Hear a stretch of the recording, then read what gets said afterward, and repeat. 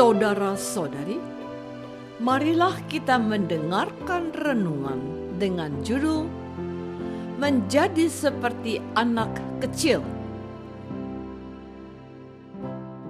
yang berdasarkan pada Injil Matius bab 18 ayat 3. Aku berkata kepadamu, sesungguhnya jika kamu tidak bertobat dan menjadi seperti anak kecil ini, kamu tidak akan masuk ke dalam kerajaan surga. Dalam nama Bapa dan Putra dan Roh Kudus. Amin. Saudara-saudari terkasih dalam nama Tuhan Yesus Kristus. Pada waktu itu, datanglah murid-murid itu kepada Yesus dan bertanya, siapakah yang terbesar dalam kerajaan surga? Maka Yesus memanggil seorang anak kecil dan menempatkannya di tengah-tengah mereka. Lalu ia berkata, Aku berkata kepadamu, sesungguhnya jika kamu tidak bertobat dan menjadi seperti anak kecil ini, kamu tidak akan masuk ke dalam kerajaan surga. Sedangkan barang siapa merendahkan dirinya dan menjadi seperti anak kecil ini, dialah yang terbesar dalam kerajaan surga. Dan barang siapa menyambut seorang anak seperti ini dalam namaku, ia menyambut aku.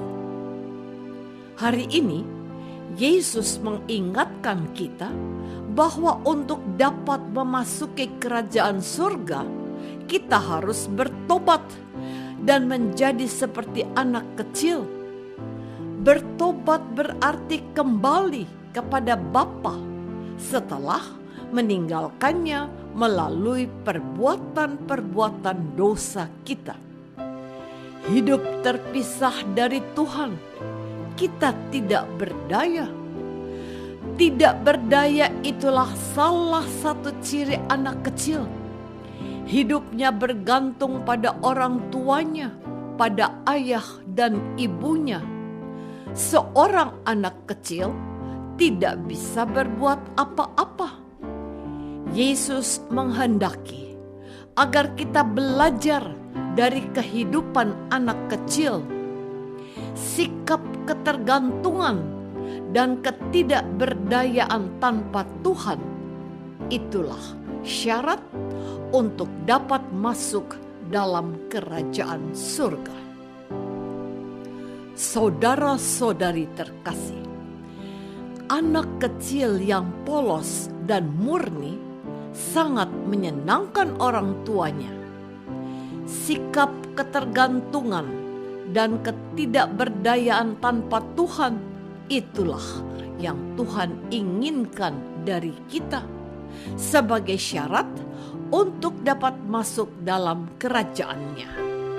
Maka, bukan tanpa alasan Yesus memuji dan mengangkat anak kecil sebagai yang empunya kerajaan surga. Karena anak kecil itu tulus dan polos. Berbeda dengan orang dewasa. Nilai-nilai yang dikejar adalah jabatan, kekuasaan, dan kekayaan. Dengan sebutan anak kecil yang Yesus maksudkan bukan hanya anak kecil, tetapi juga orang-orang kecil, orang miskin, orang sakit, orang cacat, yatim, piatu, dan yatim piatu. Yesus menghargai kesucian dan ketulusan anak kecil. Saudara-saudari terkasih, hari ini gereja memperingati pesta Santa Teresia dari kanak-kanak Yesus. Ia menjadi contoh sempurna, menjadi perawan kekasih Allah. hidup rohaninya ditandai dengan menyenangkan Tuhan dalam pekerjaan kecil dan sederhana, tetapi dengan cinta yang besar dan luar biasa. Santa Teresa siap berkorban, mati raga dan bertapa. Santa Teresa memiliki semangat yang kuat, cita-cita yang besar, kuat dalam doa bagi para imam, seminaris, dan pendosa. Kita bisa menjalani hidup seperti Santa Teresa ini, kalaupun kita tidak bisa berbuat hal-hal yang besar.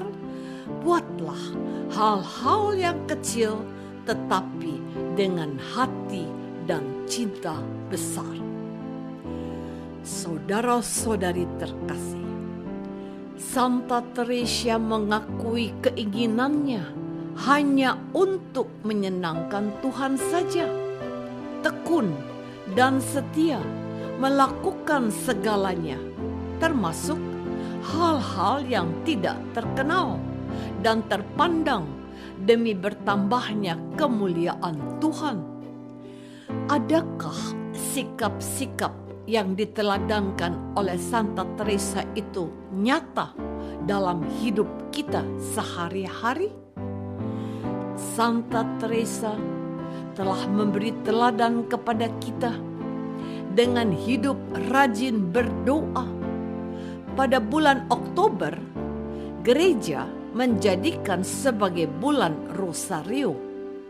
Bersediakah kita berdoa rosario bagi orang-orang yang sangat memerlukan bantuan doa kita? Mungkin mereka sedang sakit, mungkin mereka sedang mengalami masalah dengan orang tuanya, suaminya, istrinya, saudara atau saudarinya, kekasihnya, sahabatnya, atau temannya. Atau mungkin mereka sedang mengalami kesulitan di tempat kerjanya, lingkungan sekitarnya. Bersediakah kita berdoa rosario bagi keluarga kita, orang-orang yang kita cintai, sahabat, teman, serta siapapun yang membutuhkan bantuan doa kita? Tuhan Yesus bersabda, "Kasihilah dan berdoalah bagi orang yang memusuhimu." Memusuhi bisa pula diartikan membenci, mengkhianati, menyakiti hati, melukai batin, mengingkari janji, dan meninggalkan kita. Bersediakah kita mengampuni orang yang berbuat buruk pada kita? Orang tua, suami, istri, saudara, kekasih kita? Marilah kita berdoa. Tuhan Yesus, hancurkanlah kesombongan dalam hati kami. Berilah kami semangat untuk memulai hidup baru yang ditandai dengan pertobatan dan melakukan hal-hal kecil tetapi dengan cinta besar serta semangat berkobar demi keselamatan kami dan kemuliaan rahmat-Mu, nama-Mu, ya Yesus. Doa ini kami persembahkan dalam nama-Mu, Tuhan dan Penyelamat kami. Amin. Semoga kita semua selalu dinaungi dan dibimbing oleh berkat Allah yang Maha Kuasa, Bapa dan Putra dan Roh Kudus. Amin.